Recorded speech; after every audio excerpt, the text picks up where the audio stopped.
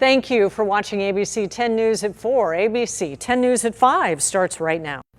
Life in California could look a lot more like pre-pandemic times after the state fully reopens June 15th. The changes Governor Gavin Newsom is expected to make to the state's mask mandate at that time. Plus, the husband of the missing Chula Vista woman says he has conducted his own searches for Maya Millete. The place's Larry Millete says he searched to no avail.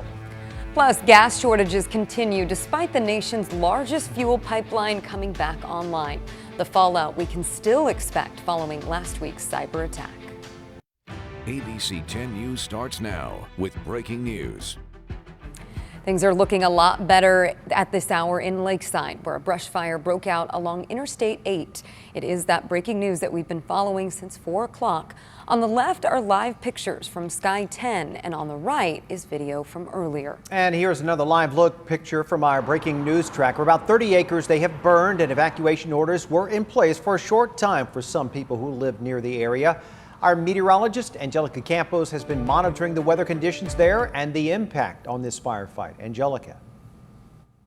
Hi, guys. Well, we know it's been very dry in our county. And as we look at the winds at this hour, they're mostly out of the southwest, at least for this particular region.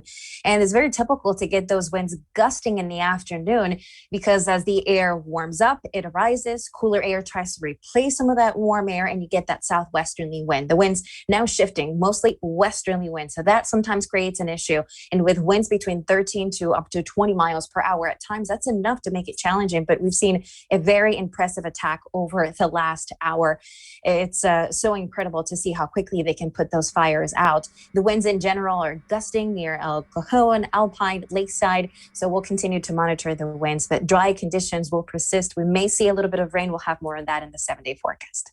Thank you, Angelica. California is expected to lift most of its mask mandate next month.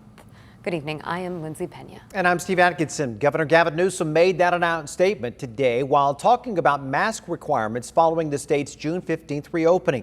Our ABC 10 News reporter Laura Acevedo joins us live with what that means for San Diego County. Laura. Well, county officials say we will likely have to wait and see what our case rate is come June 15th, but say that it is very likely that we will follow that state guidelines. Dr. Wilma Wooten said today during the county press conference that this news gives hope for the entire state of California. The governor's comments about no longer requiring masks past June 15th came during an interview with a reporter in Los Angeles.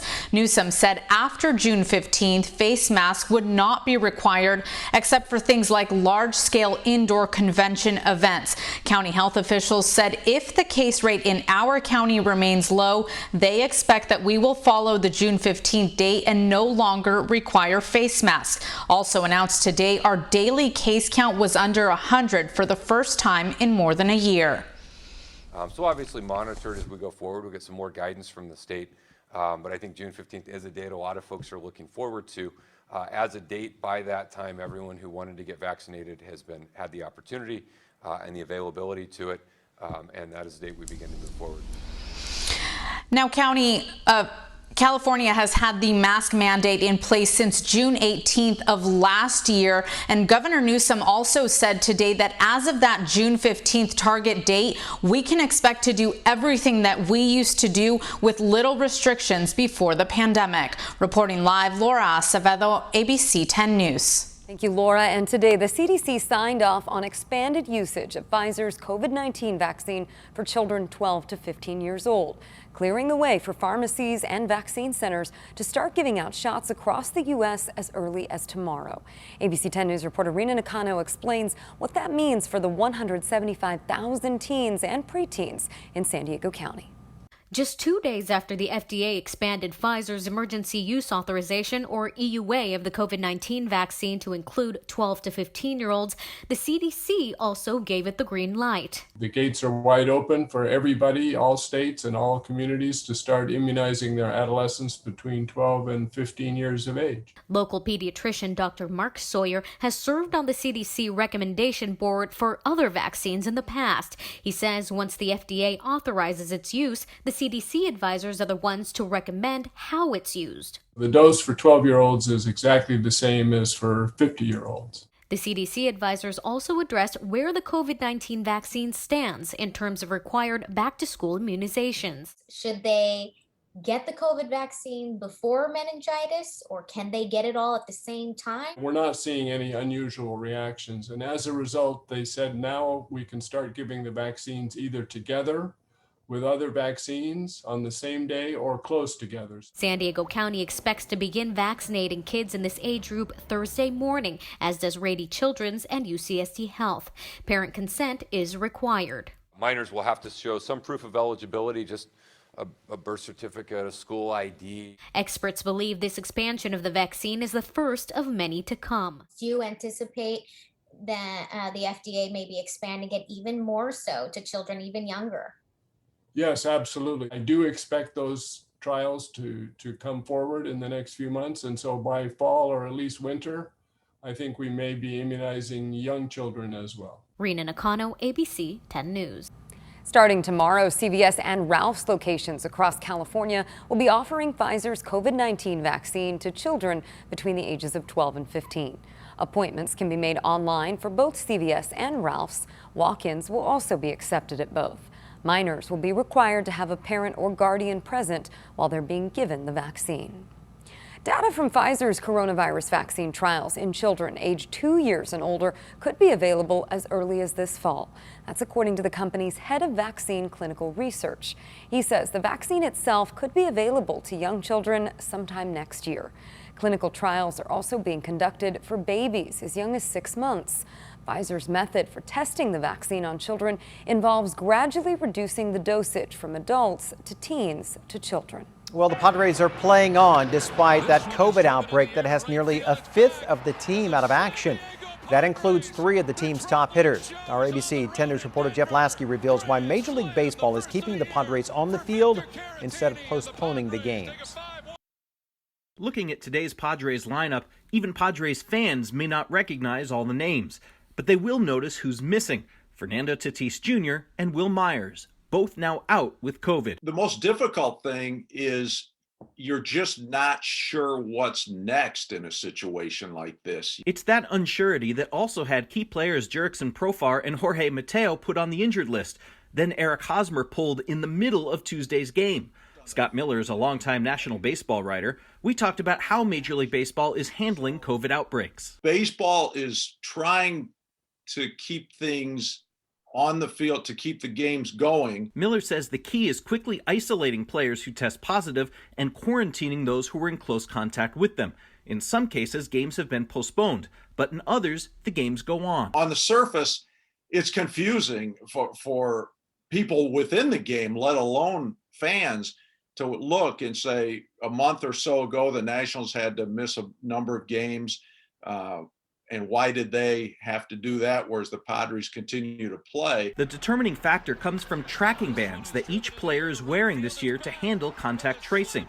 That's what dictated that Hosmer, Profar, and Mateo couldn't play, but the rest of the team could. If a team has 85% of its uniformed personnel vaccinated, the COVID restrictions are relaxed. The Padres say they're close, but they haven't yet hit that mark. But baseball is using that 85% threshold to try to induce its labor force to get vaccinated. For now, the Padres will have to stay afloat until the outbreak ends. Jeff Lasky, ABC 10 News. And despite the sudden roster upheaval, the Padres won the first game of today's doubleheader in Colorado thanks to a grand slam by Victor Caratini. And you can follow any developments surrounding the pandemic by downloading our free mobile app. Just go to the App Store and search 10 News. As we continue to look into the disappearance of Chula Vista mother Maya Millete, we're hearing more from her husband, Larry, just days after he was accused of possessing illegal and unregistered firearms. The mother of 3 has been missing since January 7th. As ABC 10 News reporter Mimi Okala explains, Larry claims he has searched for his wife. Family, friends, even strangers have turned up to search for Maya Miliete every week for months now, and many have wondered why her husband Larry Miliete hasn't joined those searches. In an ongoing conversation with ABC 10 News anchor Vanessa Van Hefty, Larry sent the following. Unlike the search parties, I visited likely places she would visit, but to no avail. Wishful thinking, I guess. I rely mostly on the authorities because they are the subject matter experts and have dealt with these situations before. At this point, the Chula Vista Police Department hasn't publicly named a person of interest or any suspects in Maya's disappearance on January 7th.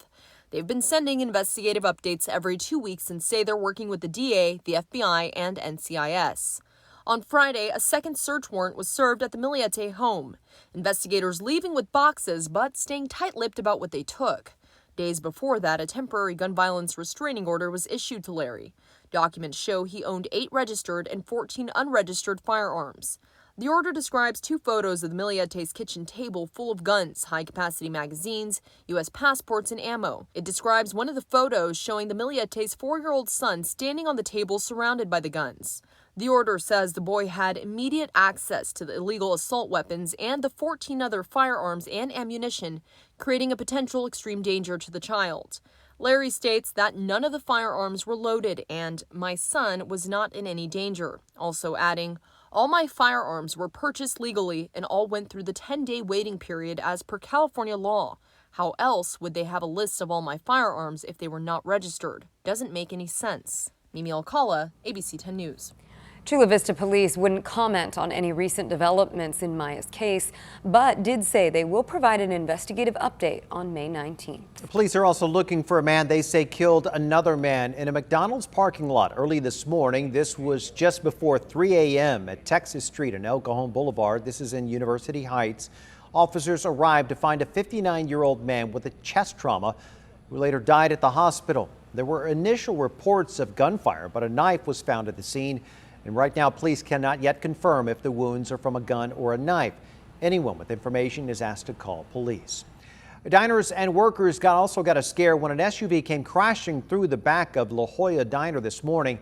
Fire officials say the driver was an elderly man who simply mistook the gas for the brake when he slammed into Harry's coffee shop. The driver and a woman in the car, they were taken to the hospital as a precaution. And opened up the door and full of airbag dust and whatnot. But they both seemed fine, sitting up and moving around, and no blood or anything else.